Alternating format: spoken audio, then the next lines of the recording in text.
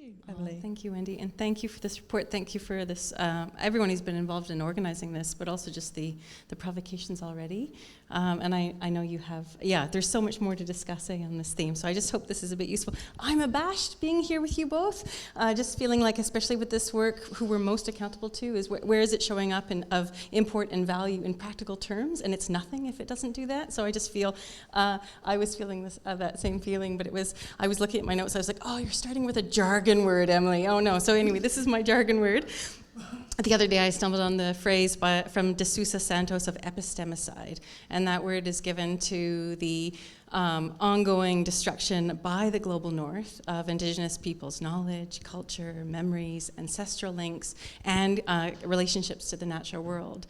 And I know that there's so much work to be done to redress this, but I was thinking this move even to care for, to attend to, and also to recognize the already extant practices of deliberation in the global south, and also look to how can these be strengthened, how to wrap around that is just a really lovely step towards in that ongoing work of addressing that epistemicide. So thank you for this. I speak from a really particular ground, really limited ground, which is I'm a European descent settler, I'm Western trained as a scholar, I'm living in Aotearoa, New Zealand, so I'm really located there where there's ongoing colonization and yet ongoing unceded sovereignty and ongoing governing authorities and systems of tangata whenua there. So in that context too, more specifically, I'm speaking from the little bit of place in terms of watching citizens' climate assembly being designed by iwi, by the local authorities there, being led by Māori and also alongside those who've been climate activists for some time. So that's the little ground that I'm speaking from now.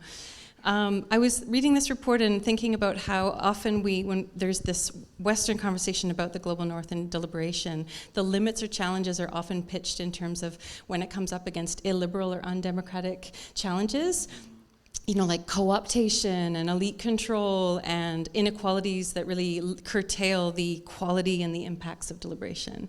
And I just want to use this little bit of time today to offer that the challenges also stem from how deep difference can go and in our ontologies and our epistemologies. So like the ways we even understand ourselves to be and what the world is and how we come to know that world. Robinson, studying Talanoa in the Pacific and also Maori hui, word for gathering or meeting, make the point that collective groups in the Pacific, collective groups create and shape individuals within the Pacific. A person is identified by their relations, social status, and position. Relational all the way through, never just individuals. And that has major impacts on design. Of course, it calls, as is integral in Talanoa and Hui, for far more profound relationship building, but it's also when those relationships of kinship and obligation are with the more than human world, with ancestors who are present with the spiritual world. What does that mean for these challenges of how these voices can be meaningfully heard and a part of process? Now, in Māori protocols, much needs to happen before deep dialogue can occur with the sequence, really precise sequence that allows for that deep listening-based dialogue, aligning with particular places in the very meeting ground. So outside the wharenui, the house, is the realm of Tu, or Tu is the god of war, but also ego or outward expression, action, separation.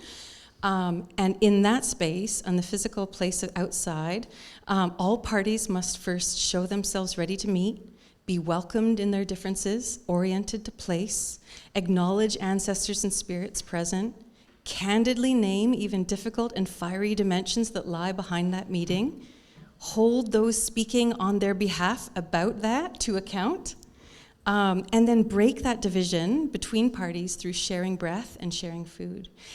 Then leaving one's shoes at the door, which is symbolic of leaving that ego at the door that's out there in the realm of Tu, stepping into the house.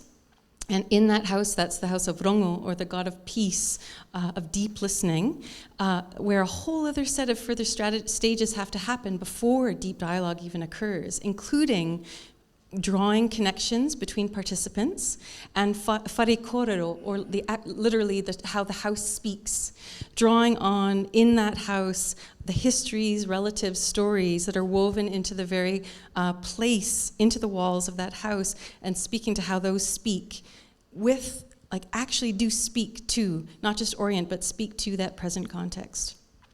Dale Turner has written recently on how listening to Indigenous peoples on their own terms demands more meaningful engagement with spirituality. And I think we can say the same for closer engagement with place and land outside of Western ways of thinking about that as static and separate and insentient, and also closer engagement with history and ancestors outside of Western notions that time is linear.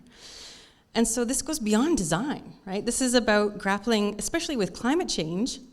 How do we develop a shared understanding regarding our natural world and our place in it, often in highly constrained processes, time-constrained and otherwise, particularly when the Pacific is feeling the devastating effects of climate change that are already here in the Pacific and disproportionately lived. There's a particular obligation to center these ontologies, these ways of being and seeing. And that necessarily means a far deeper engagement, a learning and unlearning that often surrounds the deliberative wave.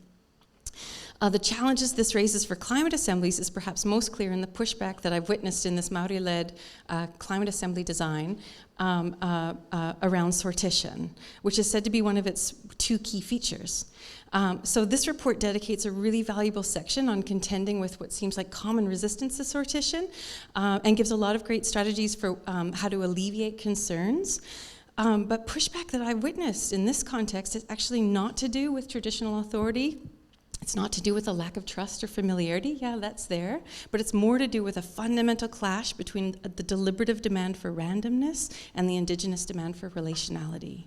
So repeatedly in these conversations, what's interesting too is Maori and Pacific leaders in these conversations, in the co-design team, repeatedly are showing that they're not feeling heard, even where there's a strong representation in that group, and it's happening in the walls of the iwi governing authority, right? Even then, that broader context of settler paradigms that are still standing in for the mainstream, and the kind of weight of climate assembly as a model are still, I'm watching, it places these Indigenous co-design members on the back foot in making their arguments, even on their own land.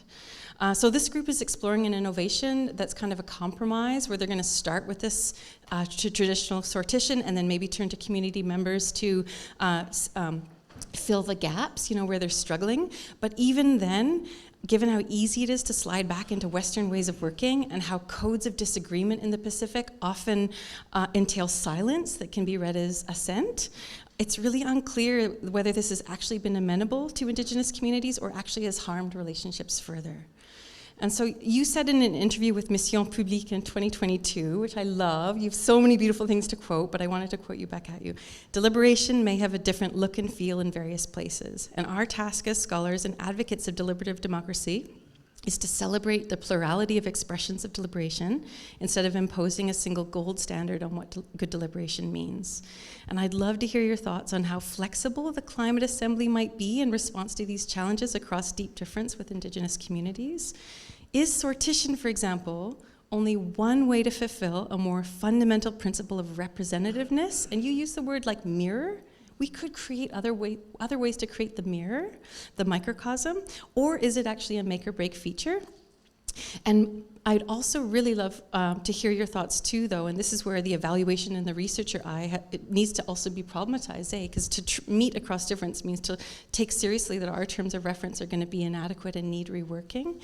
And so what does this mean for evaluation? What does this mean for funding? How should they be reworked to properly wrap around and support and then have meaningful engagement and hold accountable? Do good research, do good evaluation, but to take it in its own terms, different ways of working in its own time that will result in fundamentally really different practices. Already is. Yeah, thank you. I'd love to hear your thoughts.